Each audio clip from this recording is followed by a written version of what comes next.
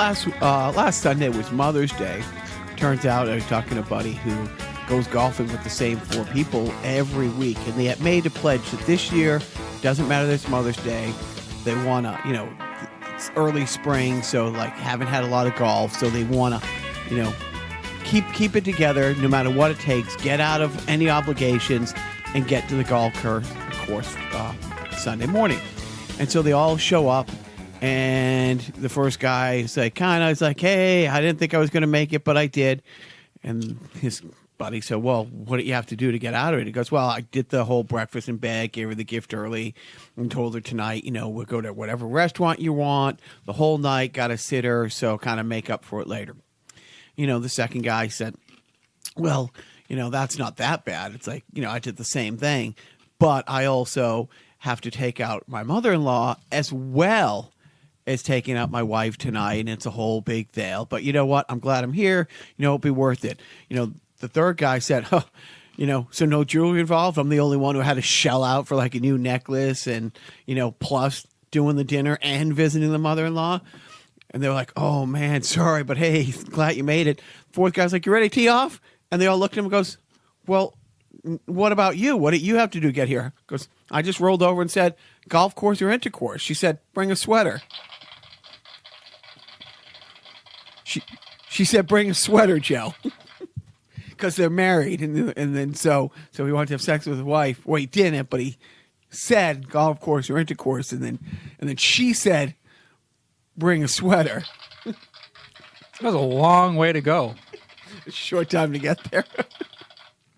Like the other 3 guys' setups really had nothing to do with. No. It was like, no. Yeah. No. Like, okay. We'll have a talk after the show about how to tell jokes. Welcome to Carnival Personnel. I'm Jacques. And I'm hungry. And that ray of sunshine over there is Joe. Let's get right into it. Big week, Joe. Bring a sweater. Couldn't be happier. Everything's fine. So I'll do the fat shaming. This past Thursday, I sent the inspirational, getting ready for a Phoenix tournament message to the guys. Unfortunately, it wasn't from the ice rink. It was from the center of hell. And by the center of hell, I mean the bus I was on with my 2nd grade son in his class, because I had to chaperone a field trip to the Museum of Science. Wow. Or as my religious friends would call it, the Museum of Lies. Anyways, so I didn't. The one day I get to skate, I didn't get to do. Like the one day I get to skate before going to a tournament, before the first time in 3 years playing hockey game, I don't get the last skate in because I have to pretend to give a shit about my kid. Aw. When? Did you learn how they make an ocean wave? I did that the last time I was there. And then I'm like, I made a little video. I sent it home because they had like some little penguin thing. And my sister's like, that's the aquarium commercial, dumbass. And I'm like, I can walk like a penguin. I know what makes an ocean wave. My name is Karen. And now, my name is Karen. And now back to the movie loft. That was more of a channel 56. That was 56 during the morning cartoons or afternoon cartoons. Creature double feature. Yeah, creature double feature. Yeah. So this week I am going out to Phoenix. So I did get the workout today before coming over here, like 15 rounds on the heavy bag. No jokes about wife sleep. And I like how on the rundown it says back to fat shaming, as if we ever left fat shaming. That's true. So Phoenix, ready or not? Fun fact, not ready. I'm sorry. I actually zoned out when you said something about Phoenix. When are you going to Phoenix? Next weekend. Next weekend. But I'll get to it. More about the week coming up. We're not going to do the stupid weather stuff, but it was crazy cold this week, and I just want to say I would love to pass legislation that says you can punch people in the face who every time it's cold, or especially when it's cold in mid to late May, and you can punch them in the face when they say, so much for global warming. Like legally, I think you can punch somebody in the face. It's hack at this point. Yeah. It's come up with something new. Well, it's not only hack. Some some folks will actually use that to deny like global warming. But I will say the wife had those memories come up on Facebook 2 years ago. So what day was it crazy cold? Like it actually snowed in a couple like New England towns on Monday or Tuesday. Monday, yeah. Like dustings. I got in the car, it was 39 degrees. But 2 years ago, what came up on memories is in Wilmington, they have this like big man-made lake called Silver Lake. It has lifeguards. We were there with the boys and one of my nephews, and it was 90 degrees 2 years ago. Ah, yes. So you know what they say about New England weather? If you don't like the weather now, go fuck yourself. I'm going to make a compilation of laws you wish incorporated punching people in the face. I think, I might be jumping to conclusions here, but I think you really want to punch people in the face. Yes. I just hide my emotions so much. It just keeps so much brought up inside. It's, let it out. It's a glass half full, glass half empty note. Depends how you want to look at it. There was a passing of Doris Day, which I'm not gonna, I know some old movies and stuff like that, but this week we lost Tim Conway, who I was a huge fan of. The sad thing is, lose another great older comedian. Good news is I get to add 2 more impressions to my repertoire. Make it a third. Grumpy Cat, right? It was great. I actually was listening to like a little. What do you call it? Not a eulogy, a obituary, like rundown. It's like of the career of Grumpy Cat, and how many times it was either referenced in pop culture, like Obama, and made reference to Grumpy Cat like one time in a talk. Another talk about gone too soon. By the way, 7. Yeah. But that pussy had 9 lives. You used them all. But so yeah, I'm not going to lament over Doris Day. People like Gilbert Gottfried came, but Tim Conway, seriously, he's got a 50, 60-year career of being awesome and funny. I think so. Right, he started in the 50s, and then he kind of wrapped it up mid 2000s ish. I saw him live actually with Harvey Korman. They came to Lynn. 15 years ago or so, and I went with Peter, and it was. I can't remember much of what I saw. I just appreciate having seen them and knowing that they were funny, and just happy to be there. I didn't know they weren't a comedy team or duo really before the Carol Burnett show. They both, came to the Carol Burnett show from other places, but then instantly, like their chemistry is one of those things. They were, I don't want to say older, but they were older. They were in their 30s and established comedic actors. Who honestly you would have thought they were an old vaudeville act that had polished their routine for 2 decades before they hit the big screen together and stuff like that. I mean, top 3 Tim Conway sketches on Carol Burnett. I mean, the 2 that kind of make the rounds on the internet now since his passing. Well, which ones do you refer to? All right, so the Elephant Story. Yeah. With where he plays, I forget his character's name, but it's the Eunice Mama's, the family sketch.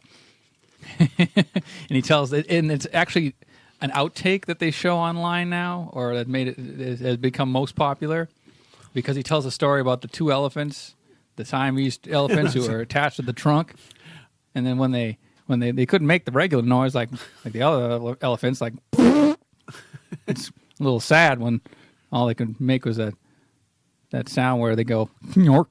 The brilliance of him was underplaying everything. Like he was the lovable loser, but completely. And I don't want to say a one-trick pony. I mean, it wasn't like he had this amazing range. But his character didn't get old. Like that goofy, lovable loser really worked. And for me, it's like by the time I hit high school, and again, we referenced WLVI quite a bit on this show. I think what kept them afloat like financially, the last 10 years in existence was the Dorf on Golf commercials. Not exactly true. You were kind of stuck in the 80s. Dorf was an 80s thing. Okay. You probably don't have this on your radar, but I don't know if he made a lot of money from this, but he was the voice of Barnacle Boy on SpongeBob SquarePants. There was Mermaid Man and Barnacle Boy, who were the TV. They're my favorite. Right. And, of course, they're played by Tim Conway as Barnacle Boy. And who played Mermaid Man? Ernest Borgnine, which is a throwback to their pairing on McHale's Navy, which is a nautical-themed show, like SpongeBob. So yeah, they were the underwater. They were the underwater Batman and Robin, Adam West. They were like the Adam West and Burt Ward, but they were, they were huge. They were huge into SpongeBob because he would watch the old reruns, and then he would try to reach out to them in real life, and they're at a retirement home, So that's where most of their current day goings on would happen, and it would be funny because SpongeBob would always want to bring them out of retirement, little SpongeBob and Patrick, and usually Mermaid Man would be the more energetic one to want to, rekindle the old flame of fighting crime, and Barnacle Boy was always just reluctantly in tow, kind of almost begrudgingly going along. Well, I mean, he had the same. He hated the fact that he was in his 70s, living in a retirement home, still referred to as Barnacle Boy. Right. But that's the last Tim Conway thing that probably made any sort of, what do you call it, money? So yeah, I mean, and again, where we listen to the Gilbert Gottfried show, it's like it's funny / sad how many times they're like, oh, let's hope we get this guy while we can still get this guy. Tim Conway apparently was suffering from dementia in his last year or 6 months or something like that, and he was never a big interview guy. He was kind of not a recluse, but just retired and didn't want to be in the spotlight. And even, I don't know how much stock footage you can find of him going on like Merv Griffin or things like that. Like he was almost like Peter Sellers in a way. Well, there were some people who just probably can't excel, probably couldn't sit down and have one of those. Oh, he was just a performer and didn't have much of a personality on his own. I watched the entire pilot. Gilbert Gottfried had posted it. He did a pilot for a show that didn't get picked up, and it's going to now drive me up the wall. He was a comedy writer. He was a part of a writing team. Who? Tim Conway? Tim Conway. Oh. Yeah, it was from like 1974. It was a pilot about these two writers who shared an office together and worked on, a sketch comedy show. So they were going sort of like a Dick Van Dyke approach to like a Carol Burnett? Kind of. But, it was a straight up sitcom, yeah, right. One of them. I should have prepped and wrote down what but it was great. I mean, it was such a 1974, and some of the stuff was dated and some of it wasn't, but it was great. I mean, we'll have to check that out. But it's not like we lost somebody who's on Saturday Night Live now. He's been out of the public eye, but he was great. I mean, but yeah, check out. Obviously, there's that elephant sketch that I talked about, but there was that the dentist sketch, right, where he's and he's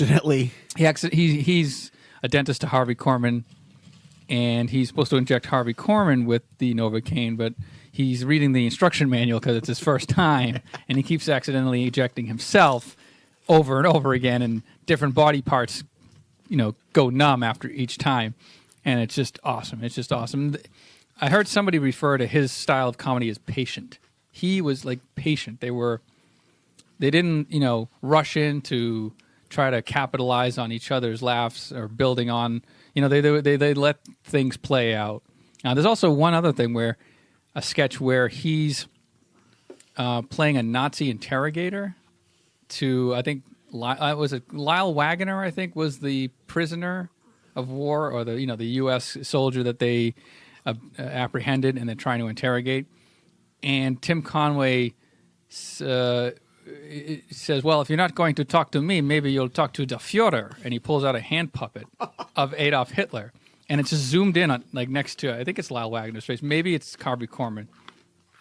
And, you know, the guy's obviously trying not to crack up. Yeah, but you see this little Hitler puppet being controlled by Tim Conway. Check that out. And if you don't, then you're just a complete asshole. Sorry. You've just been diagnosed as an asshole if you don't want to see that sketch that I just described to you. And if you are suffering from being an asshole, and the cure is watching Tim Conway sketches. Yep. Okay. Yep. Is it covered by regular insurance? Do you need? Oh no, it's strictly out of pocket, but well worth it. So the other big news of this week, for the first time, the Return of the Prodigal Son. My going back to Cali. I think I'm flying to LA on Wednesday morning or Tuesday night. Haven't decided yet, because I wake the other night. Maybe it was Saturday. Maybe it was Sunday night. A text message from a guy who worked on the movie with me, who I haven't heard from in a while. It's like, hey, I want to go. Can you call in a favor? I really like to go to the premiere, the red carpet premiere. And I'm like, sure. Now this is the premiere of what again? Assimilate. What is it called? Unless they change the name again. Assimilate. Assimilate. And it's a movie that I luckily got asked to help produce 7 years ago. It took 3 years to raise the money, shot it, and now it's taken another 3 years to come out since then. The project was supposed to be about a year to 18-month window. The guy who created Legendary Pictures, a mentor of mine, Bill Fay, year before he left Legendary, said, I want to go make smaller movies. I'd love to work with you on this. Let's go do it. And so I did. It's a period piece. Basically, there's a lot of flip phones and fax machines. Posting stuff on YouTube was big. Like one of the big things. But so anyway, so I get a text and I'm like, sure, dude, it's going right to iTunes and stuff like that. I don't know. I knew it was getting a tiny theatrical release. Tiny. Like the people who bought the film need to get it in X amount of theaters nationwide. Tiny theaters in the middle of nowhere, but across the country, so they can, use the PR of like a nationally released feature. This is an MD, minimum distribution. Correct. Is there a MMMD minimum? Anyways, so I'm like, yeah, sure. If there's something, I'll let you know. And then, because it's 2 a.m. when I check my phone, I hit refresh on the email. I get the evite, from Bill saying, hey, no, it's last notice, but there's a theater in Beverly Hills who are doing a premiere, the red carpet thing. You want to come out for this? And I'm like, sure. You're right. So I'm going. So you're gonna load up the wagon and head to Beverly Hills. That is swimming pools, movie stars. So I am. I'm very excited. As you can tell, it's palpable, right? Oh yeah, you're gonna head right to Marshall's after this to pick up that tuxedo T-shirt. I actually talked about that with management today, and I'm really bummed that she won't be able to go. Just too many moving pieces here. For her to be able to, plus she's going to take off a week. We are going to LA for the summer. I should be there, take a week to drive out, be there for a few weeks with the boys. She's going to come out for a week to do Disney and stuff. So she can't really just take off a couple other days right now. But I am. I'm excited. I produced a movie that's getting a little bit of red carpet, tiny little press, but a couple of the actors have been doing very well. So it will get some kind of coverage and stuff. Are we going to have some red carpet reporting from a certain roving reporter from a certain fledgling podcast? I'm quite sure I can get some sound bites for us. If you would like to come, Joe, I'm going to fly in Wednesday morning, and I'll start walking now. And fly out with me. Going to crash at our good friend of the podcast, Biff's house. Biff's going to come to Biff's my date. Biff's my plus one. Maybe John can come. It would be great. But yeah, and then Thursday, Biff gets a 7-hour version of Carnival Personnel, as we will be driving from LA to Phoenix for the tournament together. So I figure we can toggle between me ranting and listening to old episodes of Carnival Personnel. You want to hear the most annoying sound in the world? It's Jacques talking for 7 hours. 7 hours. Actually, it will probably be about 8 to 9 hours, because believe it or not, You're walking on air. I never thought it would be, now I can't have a conversation now. Now the whole theme song to Greatest American Hero has to play to conclusion in my head before I can talk. Biff actually goes to the bathroom more than I do. So the car trip will, every probably 30 minutes we'll have to pull over. Well, just more opportunities to pick up snacks. I think we've driven together like 3 or 4 times, and it's a blast. It really is. And we'll play Friday, Saturday, Sunday. I'll fly back either late Friday or Sunday night or early Monday. But yeah, so I will take off either Tuesday night or Wednesday, go to the premiere of my movie. Now, when I say my movie, I didn't write it.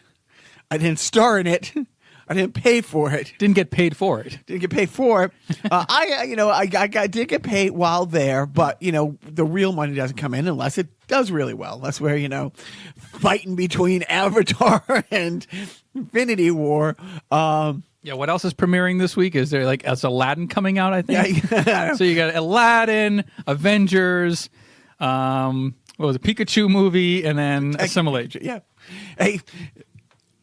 If we lived in a world where we were possibly fourth on next weekend. Oh, I just fast forwarded to 155th. I'm sorry. I think I'll take 155th. Okay. Anyways, so that's my big week coming up. Now we got to figure out, am I taking a bike and we go to podcast? No. We can do. What is it? Memorial Day weekend. Memorial Day weekend. Oh, well, we'll take it. We'll. That's a national holiday, and it's also a podcast holiday. Okay. Give the people an opportunity to listen to other people talk, maybe people that they enjoy listening to. And by the way, your entire audience is going to be around you anyway, so just do the podcast without me. Put me on speaker, and we'll just do the podcast for our audience. Direct-to-audience podcasting. It's like doing a live podcast. Yeah. Well, so now I'm going to debate if I'm not taking up all the space with this huge microphone and stand, do I bring my PS4, as I have in years past? Because I'm either going to bring the laptop and get caught up on war crap, because there's nothing. I'm not bringing the boys, so it's not and it's not like we go out and party. Because actually, the first game is Friday night at 11 o'clock at night, so not like you can do anything all day Friday, anyways. So I'm talking myself, I think, into it. And I'm like, well, with everybody on the team think I'm a loser, that I'm sitting in the village, John's Village, is playing Resident Evil 2. No, they already think you're a loser. Exactly. No. Correction. Say it again. What? They already know that you're a loser. Thank you. I'm sorry. Thank you. So, speaking of movies, last weekend we had the big Carnival Personnel family outing. Mm-hmm. We were seated in the northern part of the theater, and you had tackled the southern part of the theater, because what was it, third weekend? Avengers third weekend on a Sunday afternoon. The theaters still didn't have 8 seats available next to each other in the same row. So it was fine. Luckily we got 4 and 4, and thank you for acquiring the tickets for us and inviting us. And we didn't get to see Game 2 of the Bruins Eastern Conference Finals, but didn't really was matter. It really a game? Because I said to Joe, I don't want to be tracking the game, but I want to really be tracking it. And it was the only tickets we could get, even 4 and 4. That whole weekend, there was nothing we could get 4 and 4. And so, yeah, it was right in the first games at 3 o'clock on a Sunday. Nice NBC Sports. But it was 6-0 going halfway through the third period. So, Right. Now, your thoughts. This was your first viewing of Endgame. Right. It was my virgin viewing of Endgame. I enjoyed it. I was pleasantly surprised at how little I needed to go to the bathroom. Everybody's talking about, it's going to be 3 hours, man. Nobody's ever sat down for 3 hours before. That's like, Jesus Christ. Nobody's played a video game in their lives. Seriously. It was fine. It was reclining seats. It was a very well done movie, and of course I had to kind of connect some dots because I hadn't seen either Ant-Man movie or Winter Soldier. I'd seen most of, Black Panther. I saw most of. So I kind of connected the dots, but I liked how it all wrapped up. It was it kind of, and actually my son said he got emotional at the end, which he usually doesn't get emotional unless oldest or youngest. Younger. Oh wow! My younger son said he got emotional at the end. But I thought it was great. You like all the time travel talk? Oh yeah, the time travel references. Yeah, spoiler: the movie's about time travel. But I like how, they theorize in the movie about what the rules of time travel are. But this is all sort of speculative, coming from Ant-Man's point of view. What's his name? What's his real name? I know it's Paul Rudd, but is it Jason or something like that? Or but yeah, but he's not a scientist. He's not. Yeah, he's just a regular guy who has the power to shrink down to an atom. I mean, for a suit that somebody else bought, right? Like he fit the suit. He's the Johnny Bravo of the Marvel universe. His claim to fame is he was a good burglar. So, going back to I'll bring you up to speed on Ant-Man and the Wasp. No, they needed him to break into stuff and steal stuff, and that was his forte. So, the guy who invented the suit, Hank Pym, you remember him? Can't remember, but yeah, and it's really funny when. He comes up with a plan, and everyone's looking at him. The Avengers are looking at him like, "Wait, you're basing your plan on Back to the Future?" It's like, no, yeah, basically, right. And then there's and then they reference more time travel movies. It's like, so unless Quantum Leap and Time Cop and Hollywood Time Machine, Hot Tub Time Machine. You keep saying Hollywood Time Machine, Hot Tub Time Machine, and Bill and Ted's Excellent Adventure. Unless they're all lying, or they were all bullshit. Yeah, pretty much. But the movie's about time travel. It's fun. It wrapped up nicely. It'll make I think $200 billion. I'm making up the number $200 billion. Right, but you have to put the pinky extend it to your lip. $100 million. It was a fine movie. And, I'll, at some point, I'm sure go back. Ass. I'll at some point have to go back and, kind of fill in the blanks with the other Marvel stuff. I'll see Spider-Man Far From Home. I'm, looking forward to that. And, more stuff. And one sad note about Endgame that came out this week was that it was revealed that Stan Lee didn't get to see Endgame before he passed. So that was kind of a bummer. But it was nice to see him as a cameo, do a cameo. I mean, it's funny how they must have known or just said, or was that Seed? No, that wasn't. No, let's be honest. He was over 90. Right. And I think, and I don't know, is there a cameo in Homecoming? I think there's been a cameo in everything. The one coming up, the new Spider-Man. Far From Home? Far From Home. I don't know. It hasn't come out yet. I don't know if they decided, because they know what the slate is. They know the next few movies. And let's face it, we're talking, it's not like a full day shoot that they, do with him. And it's like they could probably, I wonder if they pre-shot some stuff or if that's like the last cameo we're going to get. Speaking of upcoming movies, we didn't really address this last week, but Disney had a Disney/Fox/Universal/ whatever else Disney owns, announced their plans for these movies, these franchise movies coming up in the next 5-10 years. 3 more Star Wars movies. Thoughts? Well, I saw a great tweet that said,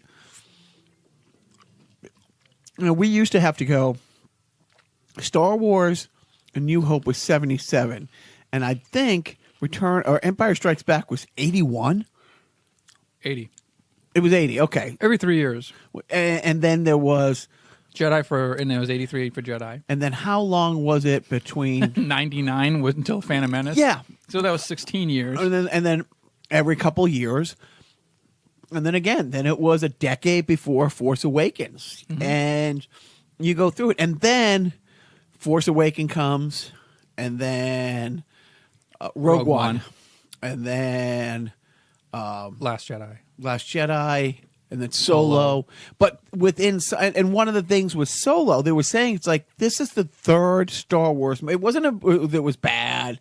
And look, people are going to hate every Star Wars movie. So, well, that's not how Solo got his name. That's not how Solo got the dice. That's not Solo's origin story. It's like, yeah, it is, because they said it is. When you get your $200 million together and you can go shoot something, you can make it your story. But one of the things that they were saying, it's like, it was kind of a fatigue. I think it was 3 of those movies came out within like 14 months.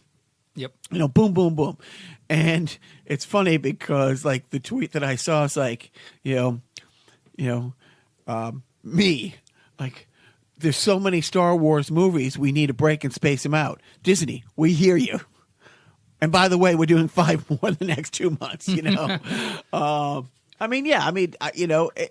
Rogue, as we did our top, not our top 10, there's 10, as we did our ranking of Star Wars movies, including the holiday special, I had Rogue One really high. I liked Rogue One. I didn't hate Solo. It wasn't top 5. It was a movie.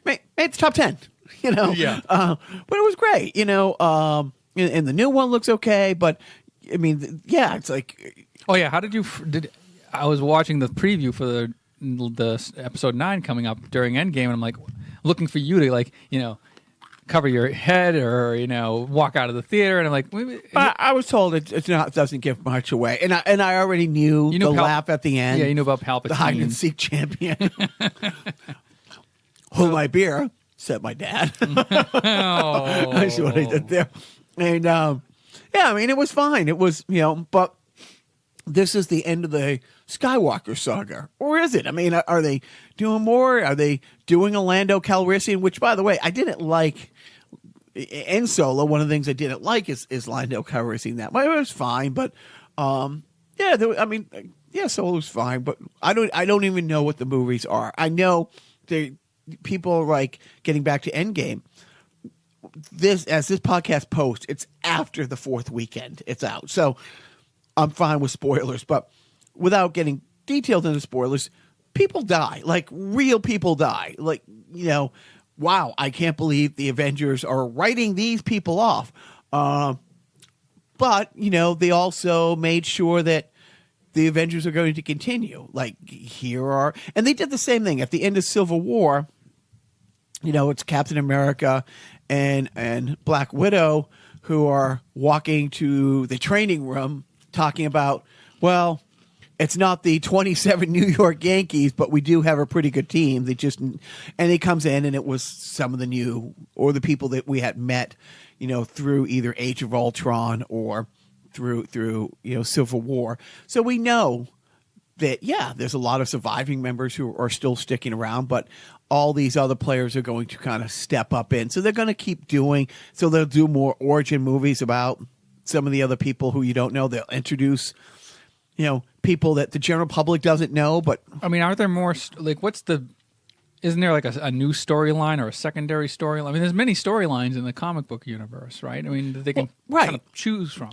Again, not going too much into detail, but one of the things when you see Captain Marvel in Endgame, people are like, where the fuck have you been? And she's like, this isn't the only planet where shit's going down. She's Yeah, they'll be on Captain Marvel 2 and, on one of the other billions of planets that she's visited, that she's helped, that, that there's conflict and strife going on. Do you want to say anything about the Guardians? What? Oh, well, Guardians 3? Yeah, dude. Any thoughts on how Endgame ended and how we might find the Guardians going forward? Oh, right. That's. It's funny. I think it's the Asgardians of the galaxy. Although I will have to say, you said it actually, not me. That after we left the theater, he's like, "Well, finally, I can actually cosplay as Thor more accurately." Spoiler: the future hasn't been kind to you, has it, my son? Thor let himself go. Well, but as you know, depression's a bitch, and this isn't my parenting tip of the week, but I actually talked to the boys about that. It's like there's being sad, and there's actually depression. And Thor, was depressed, like clinically should have been seeing somebody, dealing with everything from like guilt and remorse and loss of everything in his world and not being able to pull his shit together. It's a serious thing, like, a loss of her sense of purpose. And they made light of it. I mean, that's the thing, is right. He was really like going through something, but it was all played for laughs. It mostly played for laughs, but they did take time when Banner had said to him, it's like, look, I was there, and do you see Ragnarok? You saw Ragnarok. Mm-hmm. Thor had to pull him out of his funk, so to speak. And so there was a moment of seriousness, but yeah, let's make fun of Lebowski. So great. He will be missed. Who will be missed? You'll never know. Unless you see the movie. Iron Man dies. Sorry. Iron Man dies. And what a noble death. What a sad. Did you tear up? I teared up. I teared up. I was able to keep it together. I was not. And I've seen it. I actually got more closer to losing it during the eulogy, the memorial service at the end, when they were panning around and showing all of the bands of people that had joined the Avengers along the way or had joined the Marvel universe. The Avengers are the Avengers, and then you have these ancillary groups, but it was, that was, Yeah, I teared up, and it's funny because, my boys know I'm a crier. I have no qualms about saying, and it's one of those things, it's like they have seen me break my ankle and try to walk it off. They've seen me in MMA, actually in cages fighting. They've seen me play sports. They also have seen me lose it. It was a year ago yesterday that we lost our dog, and my now 9-year-old periodically will say, I can't believe how much you cried, Papa. Not in a bad way. Like it really impacted him when he saw how much I lost it when we put our dog Loki down. But at movies, sometimes, and it's funny because we had this conversation on the way over here. I cry almost every time I see the Stanley Cup one, and I mean that when, and because these guys, this is the only time in their life, for the most part, it will ever happen. And every waking moment that they ever had was spent for this one moment, and they got it. And when you see like a life's dream come true, it does, it affects me. But with the movie, it's like, with Tony Stark, and also at the funeral when and it's what the Russo brothers did so great is they had so many callbacks to the entire canon, like little references from the first Iron Man. There was no end credit, post credit scene. There was just, it's a Marvel logo come up.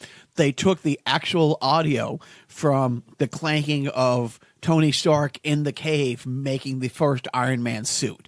But all like the little jokes and references to all the other, like I said, the entire canon came into play, and it was nice. It was like, yes, you could follow the movie if you didn't see all the other ones, piece most of it together as you have, but at the same time, it was a little reward almost for all of us people with no lives who buy it digitally the day they come out, even though you saw it in the theater a dozen times.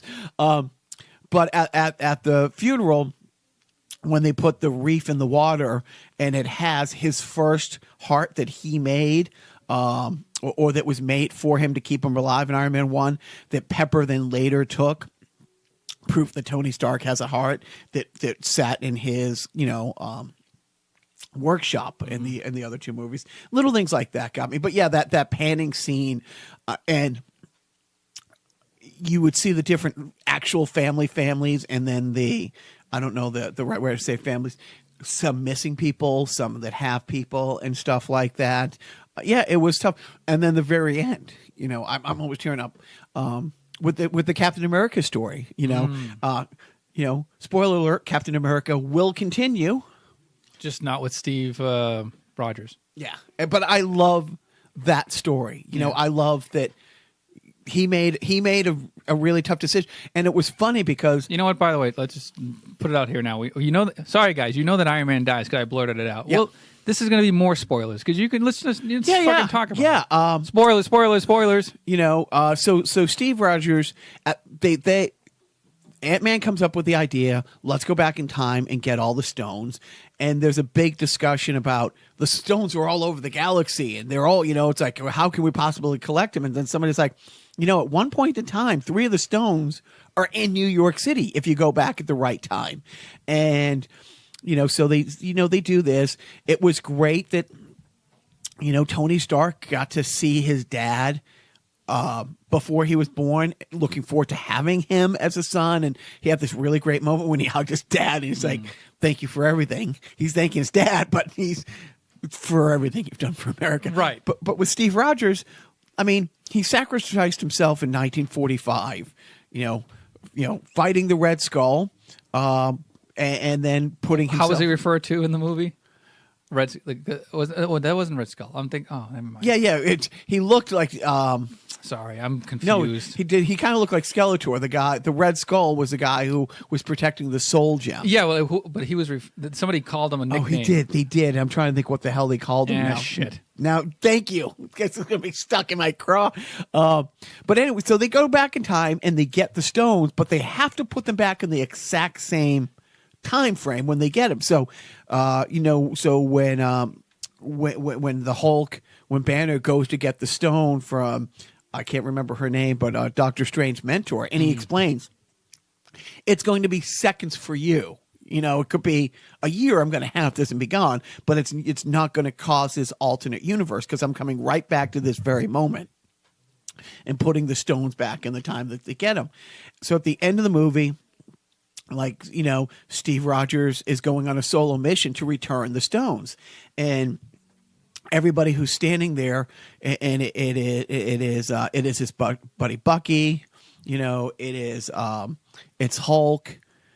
I think it was Ant-Man. Was Ant-Man? I'm trying to think of who else was there. Sam. Sam. It was Banner. Oh, and the sidebar, when you talk about one of the things that management loves is in Winter Soldier. Is it Winter Soldier when you first meet Sam and Captain America is running by that reservoir pond by the Lincoln Monument and stuff like that. It must be because I hadn't seen most of Winter Soldier. The first line in the movie, he's, there's another guy jogging, and Steve Rogers is basically full sprint on your left, and that's the first line of the movie. And then he laps him like 5 or 6 times, and every time the guy who's lapping him, who's in great shape and former soldier himself, who's going at a good pace, is getting more agitated.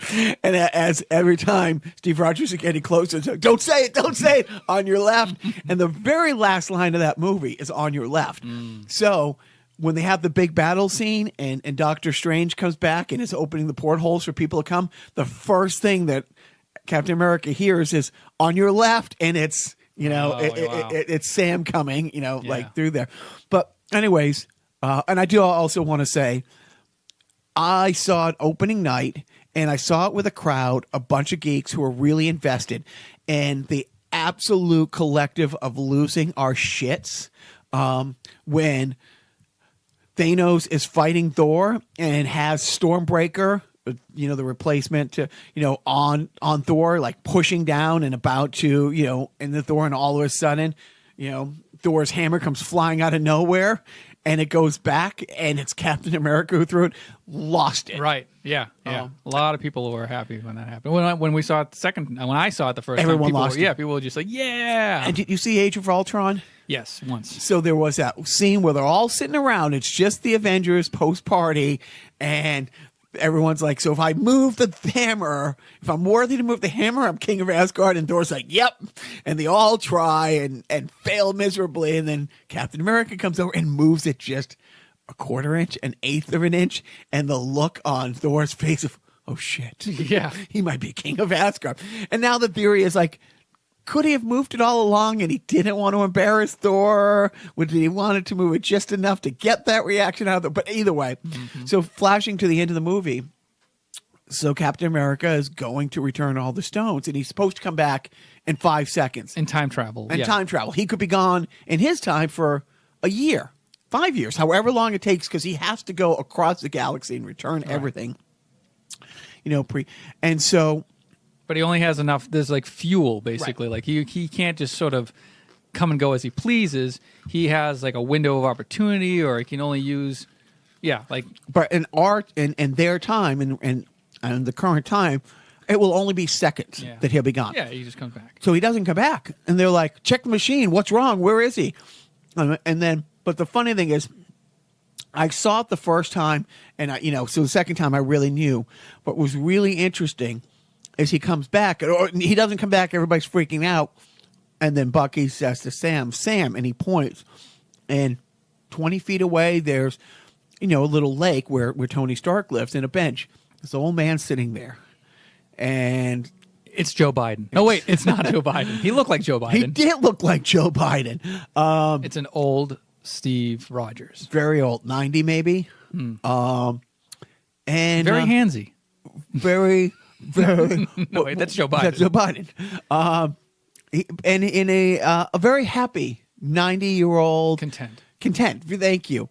And he decided after his mission was accomplished, after the umpteenth time he saved the universe, like every living being across the universe that he helped bring back.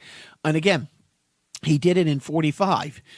He did it in Avengers. He did it in, you go down the list. Mm-hmm. He's been this champion for freedom around the galaxy now. And you know what? He was ready to have a life of his own. He was ready to have a life with the woman of his dreams. Yep, Agent Carter. And so that's what he did. Yeah. It's actually it's fitting because he was plucked from his time. Right. He was frozen. The man out of time. Yeah.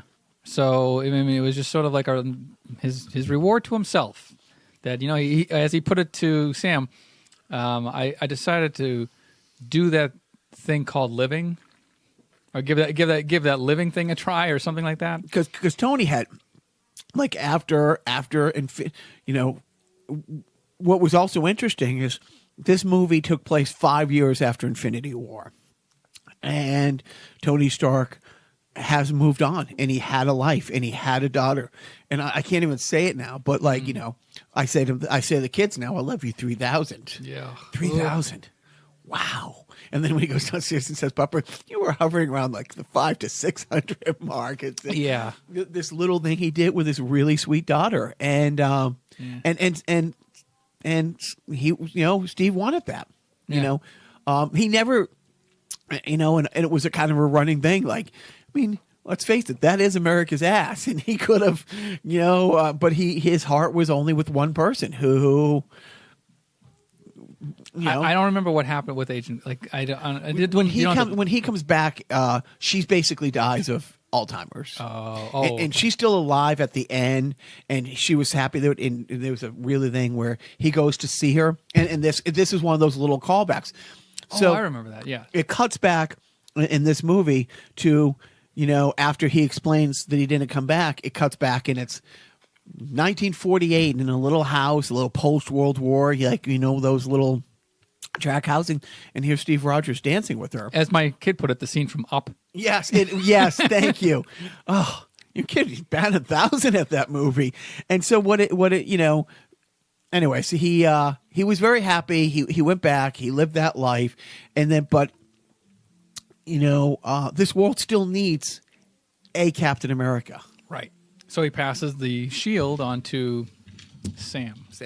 And what was interesting, and it was one of those other callbacks, just before he gets in the time machine to go, and he's saying goodbye to everybody. He's coming back in a minute, but he purposely goes over to Bucky, his closest friend, who he's given up everything to save a couple times. And he says, I'm going to miss you. And then Bucky says, and this is, again, it's a callback to Captain America, the first Captain America movie, when Bucky's going off to war and Steve Rogers can't get into the military because of his ailments, and he's kind of a cripple and stuff. And he says his scoliosis in the back, and he's really tiny. And he says to Bucky, it's like, Bucky says to him, don't do anything stupid till I get back. And then Steve says, how can I do anything stupid? You're taking all the stupid with you.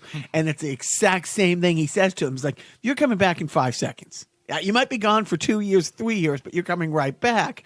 Why is he going to say? And when he said that, like when we originally saw it, management and I looked at each other like, all right, something's up. Like, why is he going out of his way to say bye to everybody, but especially, Bucky? And then, of course, Bucky's history and stuff like that. I mean, and Sam was the perfect choice, to pass the shield onto. So I thought it was great. I thought that was great. The death, though, that Romanoff, Black Widow, it's crushing. That's the one I think about a lot. I mean, Tony was great, but Tony had the family and stuff. And I'm not saying anyone was worse than the other. I mean, when Pepper came over and told him, it's okay, we're going to be okay. Like that was her last words and he knew what he was doing, and the whole storyline with Doctor Strange, where he's like, is this it? Because I can't tell you, but Doctor Strange knew what was going to happen, and he couldn't.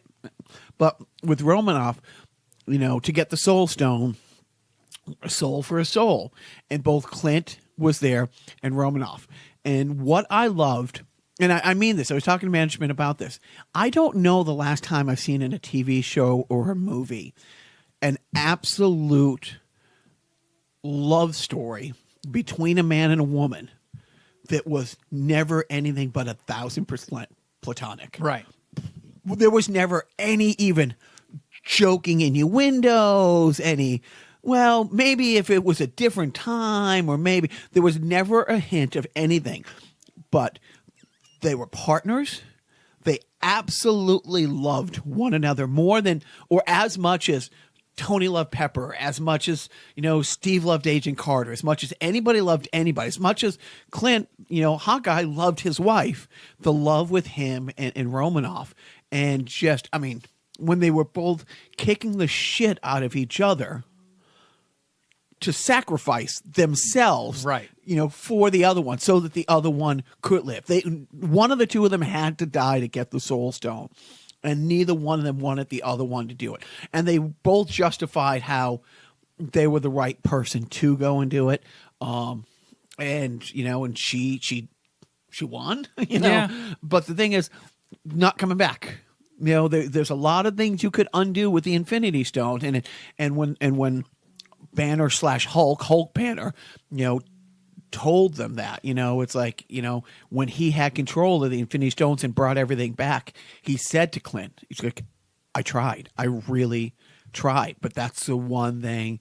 You can't undo it because it's a paradox. It's like if they bring her back, it kind of negates the sacrifice that they made for the Soul Stone, which gave him the ability to bring her back. And, Loki dies in Infinity War. But now is he dead? Because of the whole thing with the Tesseract in that timeline. Right. And you always thought, it's like, he was a really popular character. You know what I mean? It's like, and he made like such a small cameo in this movie. It was so great. Yeah. What was he playing? Was he playing catch with himself?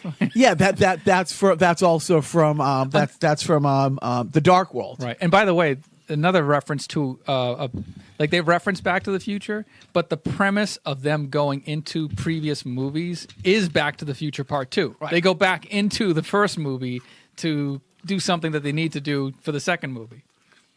So I was just looking for like a phone booth to appear with two surfer guys come out. They by the way, Bill and Ted's 3 coming out. Anyways, go on. So we know Gamora is still alive, but it's not the Gamora that fell in love with Peter Quill, but it is Gamora. We know that Loki probably is alive because of the mishap with the Tesseract when they went to receive the Tesseract that time. But Romanoff's dead. Romanoff isn't. And you've got to think, the Avengers, the original 6 Avengers, 3 of the 6 are gone. Is Vision back? No. Vision is not coming back. Because he died prior to the snap. Right. Prior, and I think that was it. Anything prior to the snap, you couldn't bring back. Yeah. Yeah. So he was a second wave of like the Avengers and stuff like that when Sam joined and stuff like that, and the Scarlet Witch. But yeah, it was I felt guilty. I felt really guilty seeing it opening night and not telling our boys. Like, they still don't know that we've been living this lie. But now we saw it together. And now that it's not crazy, I'll be honest, I'll probably see it another 3 or 4 times in the theater, like in the middle of the afternoon when I can go. Here's the thing, Joe. We've talked about this before on the podcast. Why did we pay for the tickets? Yeah, I know. We went to this theater, and it was Sunday afternoon. They were woefully understaffed, so much so that I guess they had a full court press on the concession stand because we walked right in. Nobody checked your phone. Nobody checked anything. And I'm thinking, we collectively, what, $100 for 8 tickets? And there were 8 like that. of us. It wasn't just like one guy, like, darting his eyes back and forth, looking for the guy that would be collecting the tickets and then sneaking past him. It was 8 people 8 of us walking down a very empty corridor to our movie. The concession stand was crazy when we got there, but one of the 3 times I went to go to the bathroom, I went to get, more snacks for one of the little guy. Nobody at the counter at all. Like, I walked around and then, see a manager guy goes, oh, give me a couple minutes to get somebody. It's like, no, I'm going to fucking back to the movie. And then, like, the $10-20 he lost out on obviously wasn't going to hurt, but literally he had to walk around. That reminds me, I still owe you $10 for the 2 bottles of water I bought. Seriously. Jesus Christ. Take it out of my son's pay for the piano. Yeah, exactly. Dude, crazy. All right, so that actually was part of my plan. Worked. We're skipping over This Week in Tyranny and the Batman talk. We were going to talk about Robert Pattinson joining us. I mean, he'll be fine. Robert Pattinson will be fine. Yeah, or he'll suck. Just 1 second. No. No. Literally, the Game of Thrones. I didn't even want to talk about my thoughts on him becoming Batman or my thoughts on Game of Thrones, but just the petitions that are going around. Stupid. Like I guess 1 million Game of Thrones fans are demanding HBO reshoot the last season. Not only, right. It's so you're a colossal loser, yes? Monumental. Myself? Pioneering. I can't think of me ever signing a petition because I didn't like how Lost ended, or what's one of the other movies that I've loved, like that, or TV show. Millions of people. I mean, first of all, Games of Thrones owned everything like the last 10 years. Like, you can't look at the Huffington Post without last night on Game of Thrones. Between the Starbucks cup and people hating the ending, it's like, wow, way to go out with a bang. And it's only ending like this weekend. Like, this is like is the last episode this weekend. But I don't know. It's stupid. But can't wait till it's over. And same thing. It's like, yeah, it wasn't. Ben Affleck was my first choice, but he was fine. But I can't imagine like signing a petition to have somebody else recast Robert Pattinson from Twilight is going to be the next Batman. Great. Who cares? It'll be fine. If it's not for you, fuck off. Go watch, there's many iterations, as has been announced on this podcast, of Batman that you can enjoy. And so we're going to skip right over This Week in Tyranny. Everything, except I will say, the wife and I did look into it. And we looked at when the United States started stealing brown children. I told you, I even called Elizabeth Warren's office and said, how can we get on a list to sponsor a family, to sponsor these kids? How can we help? We've done the same thing. And I actually steered away from the term because I wasn't sure if it was appropriate to use. But in my head, I had thought of this. And then when my wife said, yeah, there are coalitions being put together. There are nonprofits forming now to create a modern day underground railroad. And we, as we've talked about, we've taken in this foster family last winter that is going to be with us to the 1st of July. Then we have an in-law apartment downstairs, a 2-bedroom apartment that won't be used. New studio. It could be that, or we've already reached out and talked to some of these people. It's like, we would like to be part of this. If we can help house people, like, because the thing is, it's not just their outlying a woman's right to choose. It's horrible that they're outlawing a woman's right to choose. They are criminalizing it now. So people are truly going to have to leave. And there's lots of people out there doing it. I'm not sure how it's going to shape out, but that's the only thing I want to say. I'm not getting into. And they, what is it, like they have like 90 days or 6 months to have the law actually go into effect, right? So it could be. Here's the two big takeaways. We're not going to get in, I promise. But the female governor who signed it and tweets out that, the every life is sacred thing, the day after she signed it was the day that they executed the 7th person in the state of Alabama on death row this year. Under her administration. Since she's taken office, they've executed 7 people. I'm not getting into death penalty being right or wrong. I'm saying you sign a piece of legislation and you tweet out that every life is sacred and you're saving people, but yet you hold the pen that could save these 7 death row inmates that have happened, and the awful things of people, congressmen, the key word is men, saying things.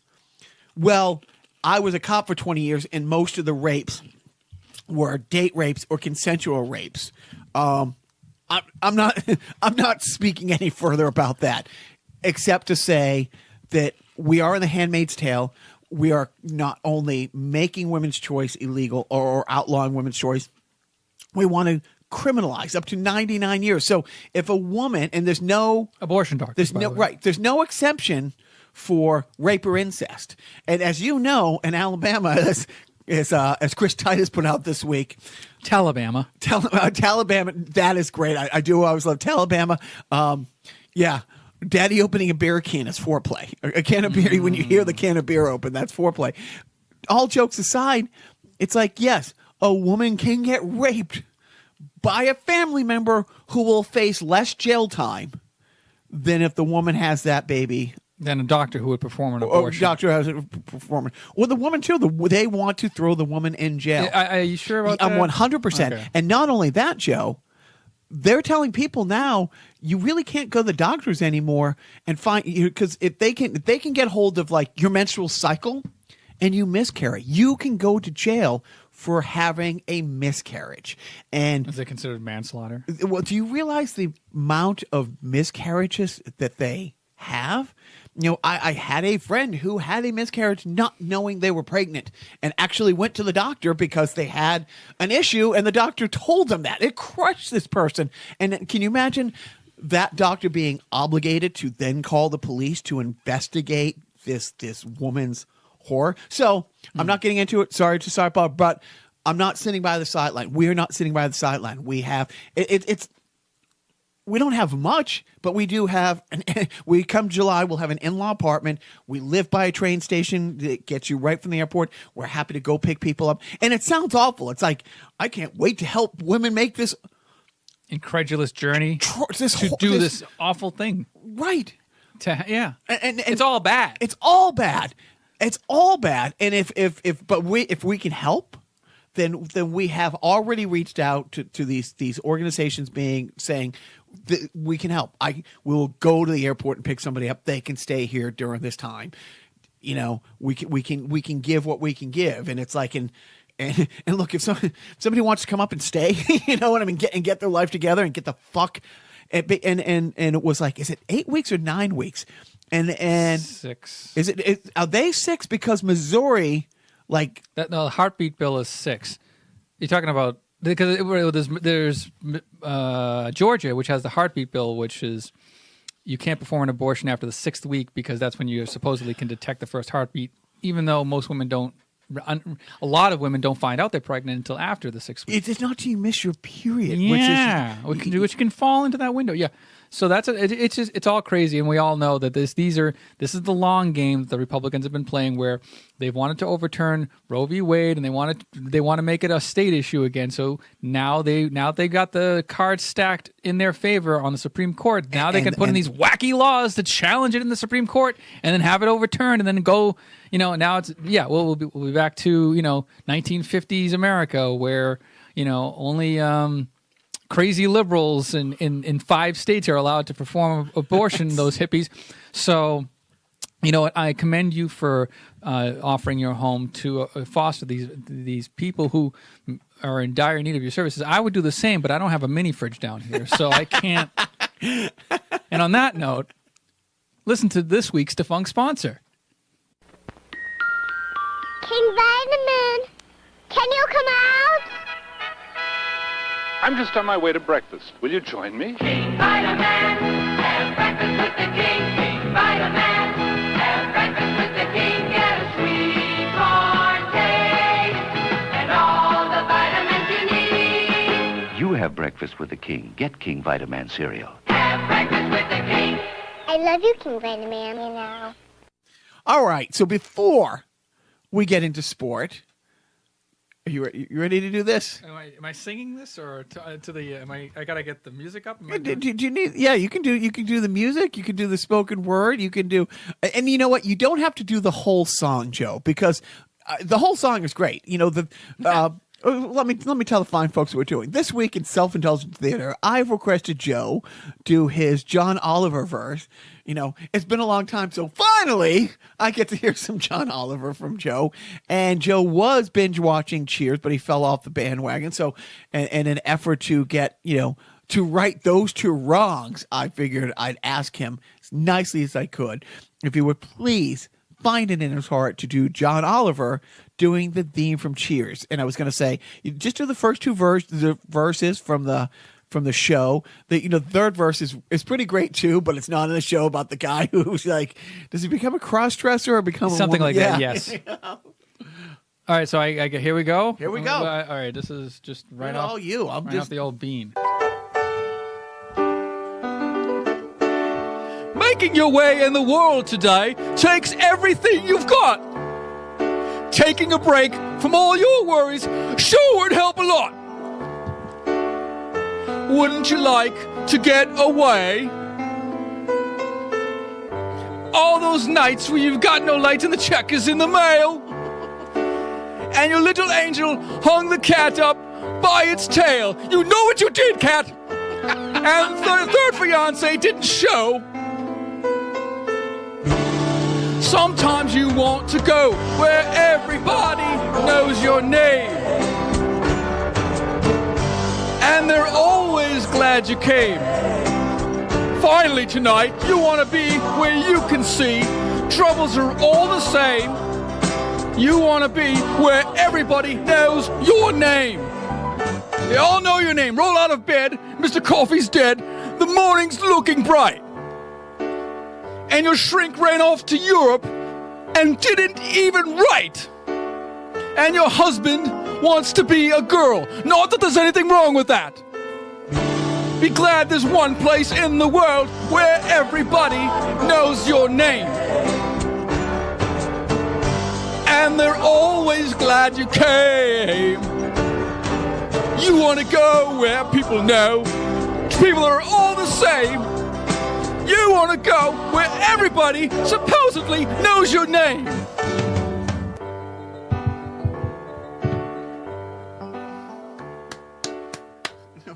That's too Finally tonight, alcoholism. Hilarious. Oh, that's one of your top 3 impressions. I'm going to make you do more John Oliver. I guess I only have 3 impressions then. You're one of the smartest guys I know. You don't know many people. No, that was great. Joe, Thank you. We've made this reference before, but finally the long-suffering Bostonian sport fans like ourselves, there's a ray of hope. There's a chance, Joe, and that's all we're asking for, a chance. Mm-hmm. This drought. I know. We have been in a desert, and finally we see an oasis that could be the Stanley Cup champion Bruins. The shimmering light of destiny reflecting off Lord Stanley Cup. It's been since February. It's been since February 2019 the city has had a championship. I know. And it's been very cloudy these past few months, but finally there is sunlight coming through those darkened clouds. We're We're cocksuckers. Yeah, we suck. awful. We The worst. The worst. I'm actually watching hockey. I saw the game 4. Dude, I actually fell asleep immediately after the open net goal. Like I couldn't stay up any later. I was going to say, Not that it was like a late night, but I fell asleep like after the first period. I was going to say, yeah, so did Carolina. A sweep, dude. and quite the sweep. I mean, how many goals? They've scored 5 goals in 4 games. Wow. And they had a 2-1 lead. Canes. The Canes had a 2-1 lead in game 1. I think they had a 2-1 lead in game 1. Yeah, it's Well, what you said was correct before the Canes series, that the Bruins really, because of the way all these other upsets had occurred, they really have like the path cleared to go to the Stanley Cup and pretty much win it. The first round we played Toronto, and Toronto was only a couple points behind the Bruins in the regular season, and they match up very well. It's not surprising it went to a Game 7. It was the third Game 7 that those two teams have had in the playoffs, I think, in the last 5 years. Like last year, the Bruins beat Toronto in Game 7, and it was like 5 years earlier they beat them in a 7-game series. But the team that ran away with the regular season, Tampa Bay, got swept by the AC Columbus Blue Jackets. So when the Bruins played them, it's like, yeah, it was 6 games, but truly a couple, one. It is what it is, but it could have been a 5-game series. There was no doubt that the Bruins were going to win that. Was it 5? Was it 6 series? But even though they finished lower in the seeding, Columbus was a much better team than Carolina Hurricanes. And I think it's because of divisional seeding. That's why Carolina had a higher ranking. But Carolina, they got through 2 rounds. They swept but that was the amazing thing about Columbus. Columbus didn't get by Tampa Bay. They swept them. They swept the best team in hockey. But in the last series, Carolina swept the Islanders. And again, either the Islanders or Carolina, neither one of them are a great team, but they're decent teams. A lot of sweeps in the Eastern Conferences. And that's the thing. It's like the Bruins did not have to play Tampa Bay. They did not have to play Ovechkin and the Washington Capitals because the Carolina Hurricanes took care of them. And I think Carolina was down 3-1 to the Capitals and came back and won a 7-game series. I mean, so the teams that the Bruins are steamrolling have had great playoff success this year. And now talk about first world problems or problems of the rich. Now the worry is the Bruins will have 12 days off. Yeah. That's an eternity. It is. In the regular season during the All-Star break, you get like 4 or 5 games off or something. 12 days. Now, on one hand, Rask is in rarefied air. When people talk about the great Tim Thomas run to the Cup in 2011, which Tim Thomas won 3 Game 7s. He literally, his best games in every series was its last game. He won the Cup. He was the Conn Smythe. He didn't have a bad playoff. He didn't have a bad playoff. Won the Cup and won the Conn Smythe. But there was a couple games where he wasn't great every game. The Bruins played 25 games that playoff series, and he was probably great in 18 of them. Now, Rask hasn't had a bad game. He's had a bad goal here or there, but his goals against average, his save percentage, he is now 1 shutout in the playoffs away from Jerry Cheever's record of 8 shutouts as a Bruins goalie. And if you follow hockey a lot, especially in the Boston area, I don't know why. Maybe because he does get paid a lot and they haven't won a cup with him. The people he's not a beloved player. Let's just put it here. He isn't one of these, people usually love the goaltenders. We can't win with Rask is always the thing. He can get you to the playoffs. He can win a playoff series, but you won't win a cup with Rask. They lost a cup to Chicago in 2013. That was a juggernaut of a team. They lost in Game 6, but I wouldn't say he lost. Anyways, The Bruins are in the cup. He's also in a different headspace now than he was back then. So. And that's the thing. It's like he's in the zone right now. Does a 12 days off hurt? Oh God, yeah, right. The last thing somebody like Rask needs is time to reflect. and so Zdeno Chara, who I love, but at the same time, I mean, there was a couple times in this playoffs where he's. Let me put something in perspective real quick. Zdeno Chara is older than Tom Brady. And everybody keeps talking about Tom. Or it's amazing what Tom Brady's doing at his age. Zdeno Chara is like 6-8 months older than Tom Brady, and I literally think his size, because he's like 6'12", has kept him in the league a couple extra years because of his reach. At least once a game, he does a free puck giveaway, but he's still your third, fourth best defenseman. He's still, on the worst day of the worst day, he's your fifth best defenseman, and you need 6-7 great defensemen. But he's also a leader. He's huge. He's all these things. The Bruins were not only so confident in winning Game 4. So what? We don't win Game 4. We go. They're not going to win 4 in a row, 2 in the Garden. They rested him. He didn't dress for Game 4. Yeah, I was wondering. So that was a rest. That was a rest. He okay. wasn't hurt. Yeah. I mean, they're like, because they didn't know, if they lose and go to Game 5, if that's other series was a sweep, so Zdeno Chara will have gone 2 full weeks, like 14 days between playing games. You know what they call that in the video game world? A fortnight. Is that 14 days a fortnight? Yes. Look at you dropping the knowledge on us. And now I know that. And knowing is half the battle. Duh. G.I. Joe. He's a real American hero. And so he America's ass. Oh, wait, that's something else. I could do this all day. I know. So, So anyways, and fuck you, Boston Celtics. Boston Celtics were the Celtics were the odds-on favorite to making. Like there wasn't even a close second to making the NBA Finals this year. Oops. And they got swept. So, anyways, hey, you know what? They said the same about Tampa Bay. They did. And in 19, I was reading this.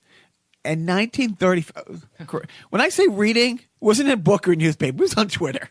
So that's fine. 280 characters. But the only time in the history of sports in North America that a city won 3 recognizable championships was 1935 in Detroit.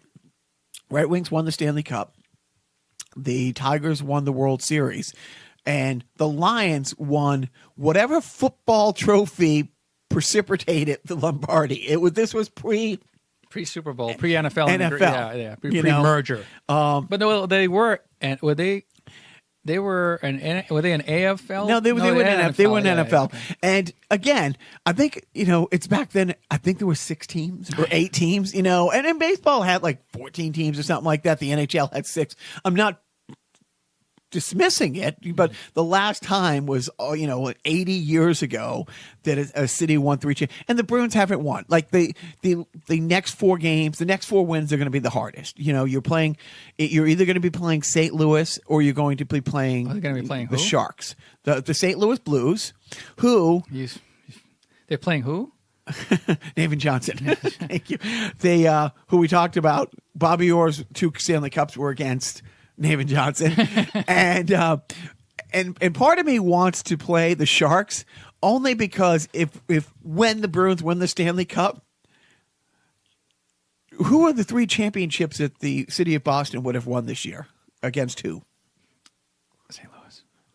No. Oh wait, I'm sorry. Wait, what? If the Bruins win the Stanley Cup and they beat the Sharks, name the 3 teams that the Red Sox, the Patriots, and the Bruins would have beaten. Would have beaten? Yeah. Who did the Red Sox beat for the World Series? They beat, how quickly I forget. Oh, L.A. Yeah, it's beat the L.A. Dodgers. Yeah. And who did the Patriots win? Yeah. And San Jose Sharks. So the state of California, blue on blue violence. They will absolutely hate that we made the state of California our bitch. Anyways, but getting ahead of ourselves, it's a long way off. Blowing through this quickly because we are the refs. If the San Jose Sharks do win, the San Jose Sharks have been gifted 3 games. I mean, gifted 3 games. I won't get into it, but everybody who listens to us, all the F&H guys and the few people like Flora who don't, there have been 3 calls at the end of games. There was a goal scored in game 3 of the Sharks, the San Jose Sharks, Nathan Johnson Blues champion series, where it was a hand pass. And it's not reviewable, or was it? What it clearly was. And that's the thing. It's for some reason they can't review it. And everybody was saying, it's look, the refs get together and somebody from the NHL on the airpiece says, hey, one of you linesmen say you saw it, and let's fucking drop the puck. This is embarrassing. That it was a Stanley Cup overtime game-winning goal. It decided. It wasn't like the Bruins had a back call goal against them a few weeks ago where the puck left the surface, hit the netting out of play, and bounced back in, and the ref missed it. And they scored a goal. The Bruins won the game like 4-2. At the time, it made it 2-2 or it made it close. It didn't affect the outcome of the game. This affected the outcome of the series. Same thing. And the Golden Knights, it's like, yeah, the Golden Knights had a bad penalty against them. They had a 5-minute major called against them at the end of the game. And in that 5 minutes, credit where credit's due, San Jose Sharks did score 4 unanswered goals, but still, it shouldn't have been a penalty at all. And so, anyways, I get it. you know, but the NHL is The NHL is what? the officiating is taken, or not just the officiating, not that people miss calls, but the review policies of what can be reviewed and what can't be reviewed. Either review nothing or review everything. If you are offsides and the play continues, honestly, for 2 or 3 minutes and a goal is scored, they can go 2 or 3 minutes back, review that you were a half a skate length offsides. And then reset the clock. And reset the clock and negate a goal. You can't review if there was A hand pass on an overtime playoff winning goal. But my favorite hockey clip of the week this week wasn't the Bruins handshake line or anything. Did you see our president? I'm sorry, Vladimir Putin. He plays in a charity game every year, and dude, I would be embarrassed. Like honestly, if I'm playing a charity game when I'm 90, like the guy Paul who runs Friday Night Hockey. People don't get out of his way when he skates the way people get out of Vladimir Putin's way. And he scores a goal, and a goalie doesn't make an effort on it, and the crowd goes wild. It's like, it's horrible. But the great thing is he's literally taking a victory lap and didn't see that they had already started bringing out the red carpet for the post-game award ceremony where he's going to get the MVP for scoring his 6 goals. Hey, fairness to Vladimir Putin, it's kind of hard to see a red carpet on ice. I mean, it doesn't. It's not exactly evident that it's. Wait a minute. Follow-up story: the people who put the red carpet are now dead. Yeah, right. Do I have anything else on here for sport that matters? Oh, so Jamie Collins.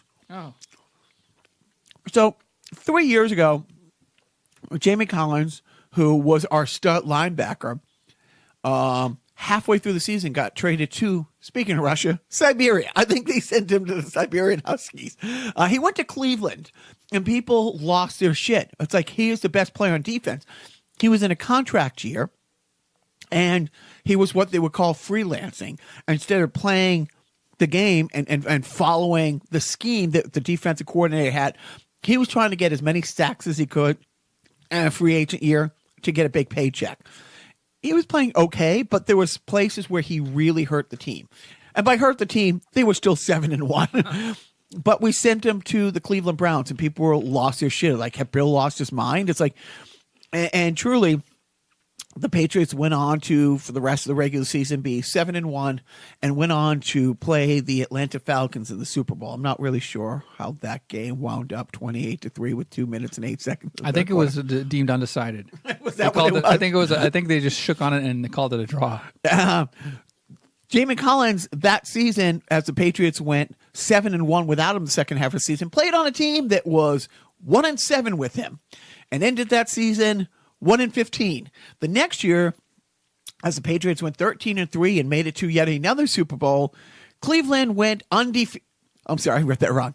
Went defeated, 0-16. So his first, what is that? Help me with the math. 24 games. He was 1-23 as the Patriots went on to win a Super Bowl and not win the next one the next year against the Eagles.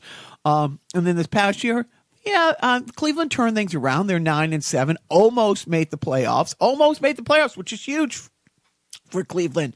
Whereas the Patriots almost didn't win another Super Bowl, but yet they did. So he got the huge paycheck, and now he's coming home. And I'm a little conflicted. It's like, did he mature? Did he see? It's like, wait a minute. I was a great player on a great team, but without me, they went to 3 straight Super Bowls. I got my money. Now I just want to play football. But on the other hand, it's like, okay, why is Cleveland, who's rebuilding, who has turned a corner, who has gone out and signed some free agents in this offseason, why are they giving up on him? Because he's expensive and he's not producing? Well, it's not that expensive anymore. I mean, his contract, he signed his contract, he played, so now he can go anywhere. Why aren't they trying? Because he's not getting big money from the Patriots. They didn't sign him to come in for big money. Maybe he's not working out with the team. And maybe it's an internal thing. Maybe he's a pain in the ass. Maybe he hasn't learned a thing. I don't know. Right, then why are you bringing him back? Because we can't stay mad at him. All right. Now the fun part of the week. What have you been playing this week, video game wise? What have I been playing? I have played Super Ghosts and Goblins for the Super Nintendo on an emulator while I was watching, the Bruins and stuff. Spending some quality time ingesting this mold-infested air down here. Got to work on my mesothelioma. Yeah, so I was playing that. I was actually So I was playing like old Super Nintendo games on emulator, and not at all questioning what I'm doing with my life. What about you? This new game came out, Resident Evil 2. Oh, okay, great. Hope you have fun with it. Yeah, It's got a beat and you can dance to it. Give it a 75. I'm such a loser. That's fine, man. Like, in between the periods and listening to the post game show. Wait, you're talking about hockey? Hockey. Talk about hockey. Yeah. But yeah, like at night, amped up, watch a Bruins game, and then listen to the 2-hour post game show talking about how awesome they were. Which I know how awesome they were. Sitting there every night playing, and I'm like, oh man, you just. But the thing is, I haven't been this good at a game since Resident Evil 5. Or 4. Right. Or 6. Or 7. And so now, 7 was my, But so my thought, or I'm wondering, not enough to actually look it up. So what Resident Evil has done over the past 10 years, they put out Resident Evil 5, then Resident Evil 6, then they reissue Resident Evil 4, then they did Resident Evil 7, then they put out Resident Evil 2. They've gone back. I wonder if they're going to do 8 next or 1 or 3. Oh, yeah. I'm not sure. Or redo 4, because 4... But yeah, 4 is a classic. 4 is a classic, and they redid it a few years ago, but it's not complete tank control, but it doesn't have the fluidity. Is that a word? Yeah, it was not. It was always a third-person shooter. It was never tank control. Resident Evil 4 you're talking about. Right. Yeah, it was never tank control. Well, I don't know the right word. It was a third-person shooter where you're looking over your character's shoulder and you're aiming your gun and shooting monsters. But it's not like Resident Evil 2 original where you had those tank controls where you had to push up to move forward and then right and left to turn your guy. So it wasn't. And then the original game had like sort of an overhead perspective, and that was a lot different than what we're used to now. Well, I don't know the right term, but when Resident Evil 4 came out a couple years ago, they upgraded it a little bit, but it's not like Resident Evil 2 or 7 or 6 or 5 where, the people who are chasing you, the movement, and if you're going to shoot somebody, it's just honestly, it's akin to playing Cubert. It's clunky. Very. The way you have to turn in order to do anything, it is. It's a great story. It's supposedly the best storyline of one of them. I don't know if I agree with that, but it's good. But I would wonder if they're going to put out 1, 3, redo 4 before 8 comes out. Yeah, you will have to wait and see. I haven't heard any Resident Evil news, but they are putting out 3. Is it 2 games on the Switch? There's 2 Resident Evil games that they're reissuing, just for the Switch, which we talked about. I think that's coming out this month. So I don't know if you're getting a second Switch for yourself so that you could play those on the go. I mean, I know you'll be traveling to Phoenix and LA this week. Maybe. I haven't been to LA in 3 years. So many contacts I'm reestablishing ties with. So I don't think I'll be playing any Resident Evil there. But 2 days later, when I'm in Phoenix, how long can I talk to Biff?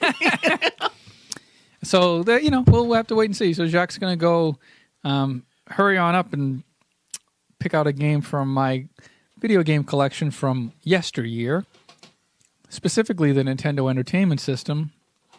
Hey, remember the 80s? I can't forget it. I can't leave the 80s, God damn it. It's still real to me, damn it. Settle down, man. All right. Jacques pulled the game off the shelf. It's... Okay, it is a B game. You don't know. Oh. Right. It's not Batman. It almost was. I put it. Yeah, it's not Batman, not Battletoads. Ooh, not Battle Chess.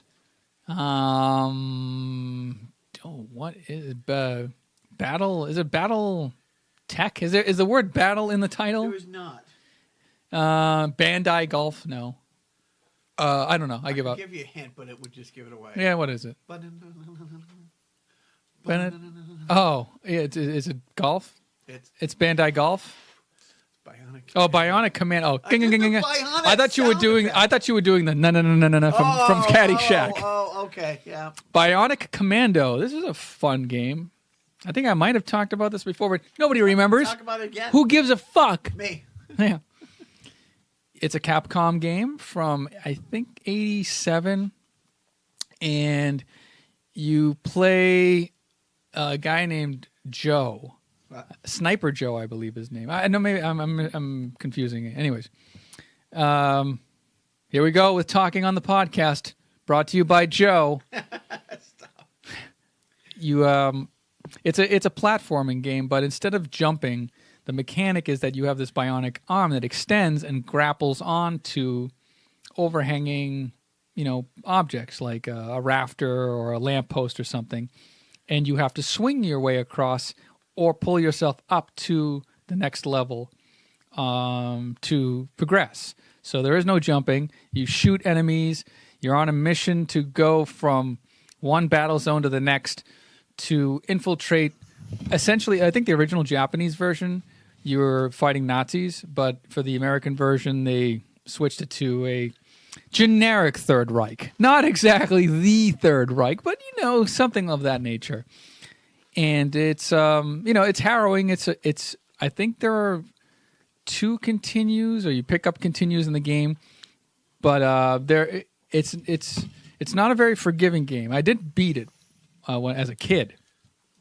I haven't played it. I've played it a bunch since, but you kind of have to get into that mindset where you have to want to keep trying, and you can't fuck up. Like you kind of have to know where you've made mistakes in the past so that when you restart, you can get better. And, if you put it down and you come back to it months later, you're like, oh, I forgot I have to do this, this, and this in order to not die.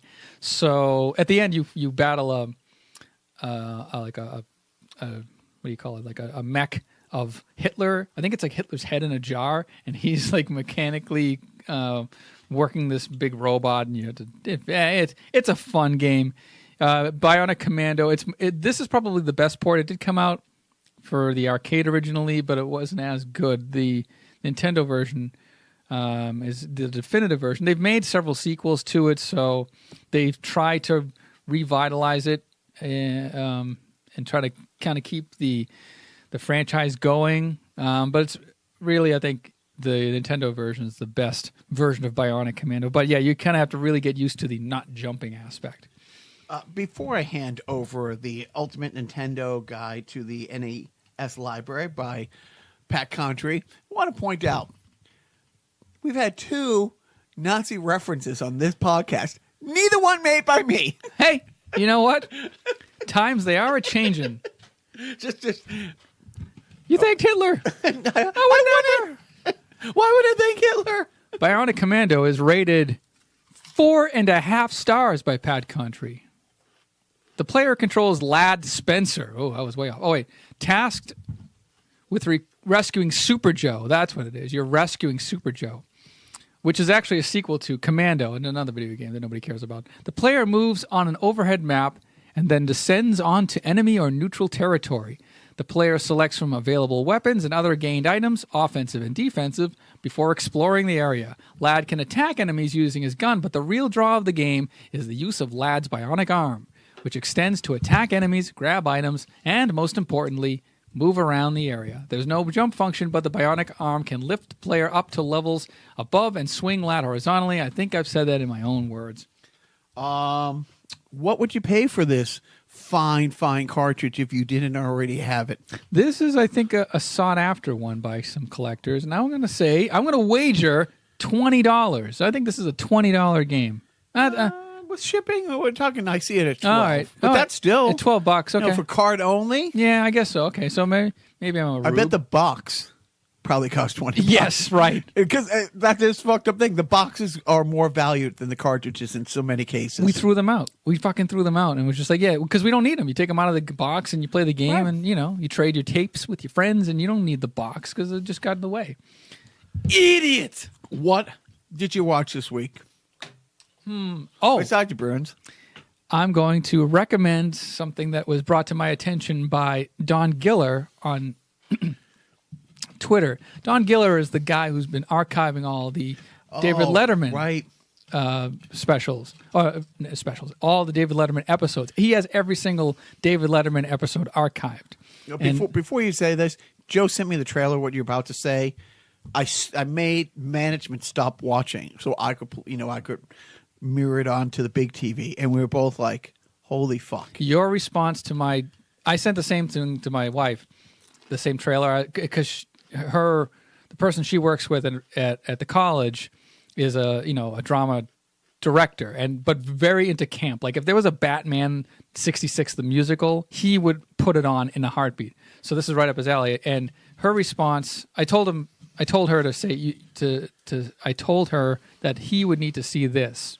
And her response on text was, wow. And your response on text was, wow. Identical. Long way to go for nothing. Way to go, Joe. Anyway, so Don Giller was a guy who digitized all of the late night with David Letterman and late show with David Letterman episodes and put them up. He's putting up collections of it on YouTube, thankfully without being stricken down by copyright infringement or whatever. And Doing the Lord's work. If there was one. So last week he said there's no excuse now, it's on Netflix, you have to watch this. And I'm like, what the hell is this? And it's a trailer for this thing called Bathtubs Over Broadway. And I'm like, okay, this seems a little not really like in my wheelhouse or up my alley, but all right, this has like a Letterman connection of some sort, I guess. Turns out a longtime writer for Letterman, Steve Young, not the Steve Young, but the other Steve Young. I think his name's Steve Young. He had this hobby of collecting weird albums. It all started with a bit that was shown on the original Late Night with David Letterman, Dave's record collection. Dave would pull out like these obscure, before Tambourine Man by William Shatner became like a viral hit, they showcased that on this segment in the 80s because it was just like the most offbeat records they could find. And Steve Young was part of that bit, and he would stumble upon these musical numbers that were only made for industrial shows, like, inside industry shows. Like these are from like the 50s and in the 60s. Musical numbers about like like American Standard Plumbing or Ford, like the new Ford Fiesta. And these were legitimate original numbers that were to be presented to at industry shows, put together by these big companies so that they could present them and hype up the newest items for sale to their sales force and say, go out and sell it. Here are the high points of what you should focus on, and here's an entertaining way of ingesting this information. They put on basically Broadway type shows for just that audience. They would go, they would go to convention centers, and it would not be publicized to the public.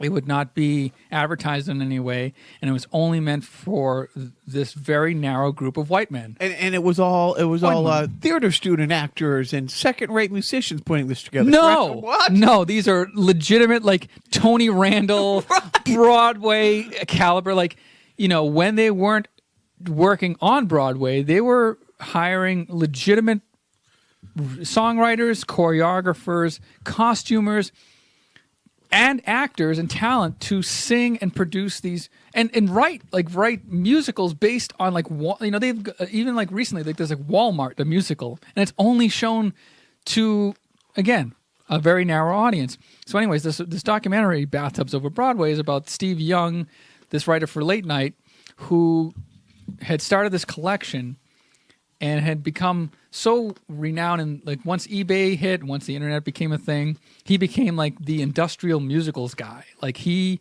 was the one that was always outbidding everybody else on these weird records that were put out, not for commercial use, and they were only meant to be traded and distributed internally for these companies.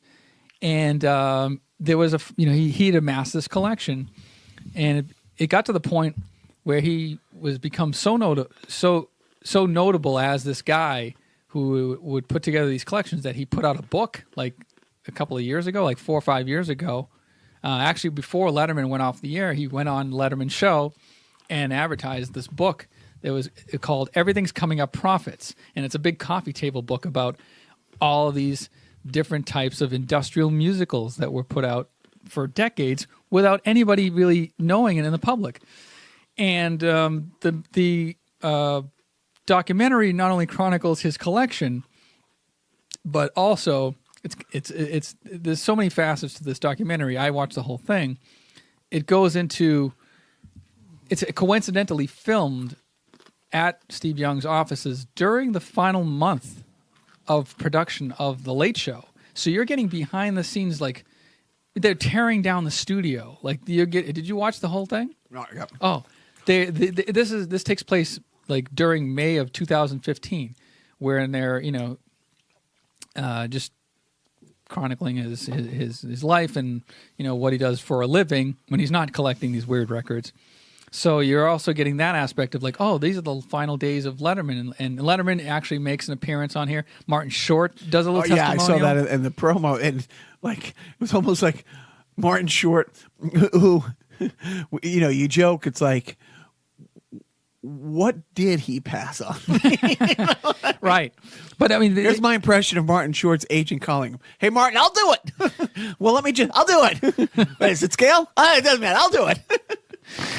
But the other part of the documentary is, and I won't get it, I guess because you haven't seen it, I won't spoil too much, but he tracks down like the original writers of these. Like they were like, they would go on these little ventures with they would the camera crew for the documentary would follow him to other like record collectors that he'd been trading with for years, and they'll be listening to a song and they go, oh, that's a Martin Miller, like I can tell by that. I'm making up a name, but they know the inside jargon, like they know the words by heart. Like Steve would listen to these songs like on his iPod, as like fucking music, like instead of like regular pop music, he would listen to a jingle or a number about linoleum, that sort of thing.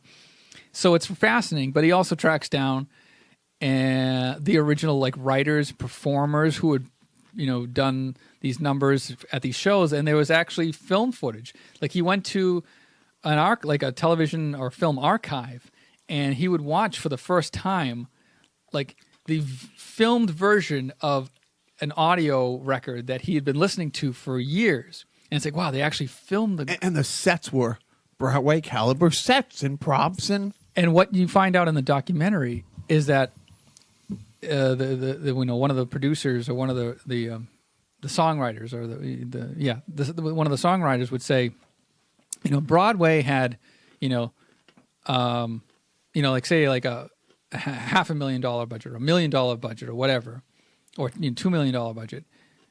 These industry shows had $10 million budgets. The money was exponential compared to Broadway. And it's just like, wow, it's this weird underground, like you think about like the Illuminati and like all these fake mystical organizations. But then this is actually happening under people's noses, but on a much larger scale. We all know that bands and artists, like comedians, make more money going and doing a junket, going and doing corporate gigs, a corporate gig and stuff like that. like we talked, I've been asked to help get a bunch of A-list people to just go to a gala in Saudi for a production company there that wants to kind of make a big splash and say, we have to party for ourselves for our 10th anniversary, and Robert Downey Jr. showed up. I mean, that's, it's kind of like this. So there's tons of money in that. But this is different. This isn't bringing a comedian to do their set. This isn't bringing in a band to do a set. This is bringing in a writer, a composer. Commissioning a show. A huge show. Again, with, like you said, the Tony Randalls of the world through the 60s. I mean, Tony Randall was Broadway 60s and 70s. Yeah. I mean, I'm talking, and the Tony Randall reference is like him in the 80s. Like, this is, But still, I mean, yeah, a real thing. Yeah, it's, I will. And it's moving. It's actually a very moving documentary. I got 12 days between Bruins games. Got a little time to film. Maybe I'll stream it and watch it while Biff is driving. While you're driving, No, Biff does driving. Okay, Biff does drive. And yeah, so maybe I'll stream it through his Bluetooth in the car. We'll listen to his what is that? What is that? Baby metal? Yeah. Remember, was that, what am I saying it right? Is that the baby? Yeah, it's baby metal, I think. Baby metal, or some J-pop or some K-pop, and K-pop metal, but no, I definitely, when you said that, I'm like, okay, we're watching this. This is going on the list. So, is it YouTube? Was it Netflix? It's Netflix. It was Netflix. Yeah. It's called Bathtubs Over Broadway, and it is fascinating, to say the least, and I will watch it again because it's that good. Yeah. So we're into hour 2 of this podcast, essentially. Well, I'll just say quickly, I'm all caught up on Supergirl, which is interesting because they are ripping the pages of today's headlines out. It's like she has a new kind of sidekick, and she's half alien, but she didn't know she was alien, so she was brought to this planet without knowing, and her name is Dreamer, and they're trying to arrest her for being an alien here, like that kind of. But the series finale of Gotham was this past week. I like it. I've always liked Gotham. I mean, sans George Clooney, it's hard for me to talk about a Batman property I don't like. Maybe the George Clooney Batman and the Batman Ninja that came out like last year, the animated. But Gotham's good. I mean, it's a prequel to becoming Batman, and in the season finale, in the second to last episode, he gets on a plane and goes away, and this is 10 years later, he comes back. And the Joker and the Penguin and the Riddler are there, Commissioner Gordon, and you see the Batman suit for just like 2 or 3 shots, and that's it. But, it developed the Catwoman. It was fun. Through this show, they're doing a spin-off, but not a complete spin-off. They're doing a prequel to Pennyworth, showing how Pennyworth was such a badass. And so, and that was a big part of this series. It's like the relationship between them, how Alfred was more of a father, mentoring figure, and also, one of his first martial arts boxing instructors type thing. So Gotham was good. That's what I watched. It probably will be on Netflix, and you can binge watch the whole season soon. It's not, it's not as mind numbing as Bathtubs Over Broadway. So I'm bringing down the show, down to my level. We got that, and what do we got? You got a parenting tip? How dare you? How dare you, sir? No, I'm sorry. I left my tip at home. What kind of parenting tip from, like, say, an 80s sitcom that you remember? Mom said don't play ball in the house. 70s, but I'll take it, Me, on the other hand, my parenting tip is, yeah, they really suck, but go on your kid's field trip to the Museum of Science for a 5th time inside a calendar year. It is funny. Had I not invested my time and gone on my son's field trip, I would not have been able to take a picture of a dinosaur and send it out to a bunch of my friends saying, oh, look, there's a Sedana exhibit. Oh, wait, hold on. I'm being told that's just a dinosaur. Because he's old and really big, so it's funny on 2 levels. I'm laughing on the inside. That's where it counts. So yeah, that's my parenting tip. Is they're mind numbing, and being on a bus with a bunch of 2nd graders from Lowell to Boston. Yeah, it's a hellscape of unspeakable. No yelling on the bus. What you're yelling? So that's it. So is it decided no podcast next week? So I think we'll take a breather. all right. Well, For our second anniversary, which we launched on Memorial Day 2017. So yeah, that's how we're celebrating. that's how we're memorializing. We're honoring our country, the fallen, if you will, by, I've fallen. and you can't get out. I was actually talking about war heroes, but whatever. Same thing. Yes, but enough about me. What about you? What do you think of me? Yeah, we're taking the week off next week. So lucky you. Maybe we'll come back. How many? The week after. How many sideshows, collectively sideshows and carnival personnels are there total? We're episode 101, and then sideshow in the 40s. So like 150 episodes. So of collectively nonsense? about 900 hours Something like that. with a collective 4 references to Hitler. This week. All right. Well, I wish you all the best over your Memorial Day weekend. Yes, and congratulations again to you, Jacques, for Assimilate in theater Yes. soon. May 22nd is the premiere in Beverly Hills, and then it's supposed to hit those 10 theaters nationwide on the 24th. And you can pick up the bootleg on the corner on the way out. Exactly. I don't think anyone's bootlegging. No, well, I thought the producers would actually be bootlegging it out of a Prius. Hey, please, hey, give this to people. Yes. It's It's going to be, say, not for resale. It's going to be like that industry musical circuit, finding Assimilate on there. Well, I wish you and your family the best Memorial Day weekend. To the listener out there, See you on Thursday or whatever the fuck. I'll probably see you Friday in Phoenix. But more importantly, don't forget,